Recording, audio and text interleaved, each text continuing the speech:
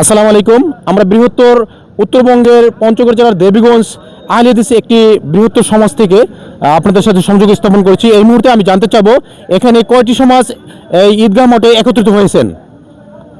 এখানে আমাদের এই ঈদগাহের আন্ডারে 10টি সমাজ আমরা একত্র হয়ে ঈদগাহের দীর্ঘদিন যাবতে নামাজ আদায় করে থাকি।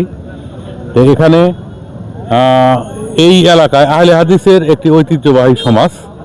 এই সমাজের ইতিপূর্বে একটু আমাদের মধ্যে বিভেদ থাকলেও এবারে আমরা সকলেই একত্রে নামাজ পড়তে পেরে আমরা নিজেদেরকে ধন্য মনে করছি এবং আমরা অনেক আনন্দ উপভোগ করেছি।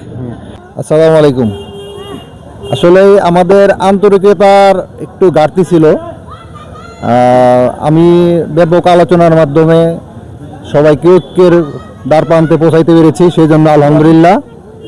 তো আমি আশা রাখবো যে আমরা যতদিন বেঁচে থাকবো ইনশাল্লাহ সবাই এই মাঠে বছরে 2টি ঈদ একত্রে নামাজ আদায় করবো ইনশাল্লাহ।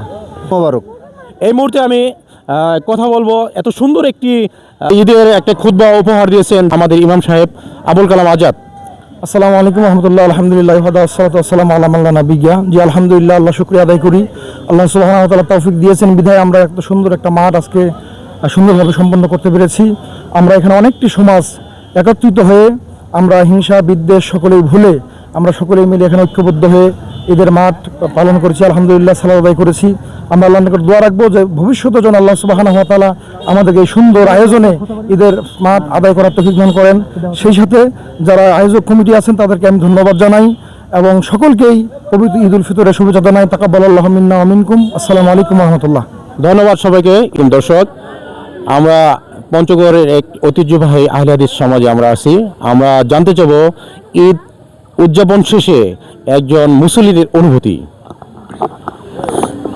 আলহামদুলিল্লাহ, আজকের এই পবিত্র ঈদের জামাতের নামাজের শেষে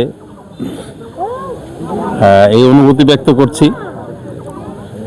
আমাদের এই ঐতিহ্যবাহী আহলে হাদিস সমাজের এই মাঠটি একটি বিশাল সমাজ নিয়ে গঠিত এবং বিশাল সমাজের অনেক মানুষ এখানে সমবেত হয় এবং সালাত একসাথে আদায় করে।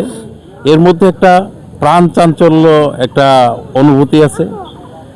আমাদের সবাই সব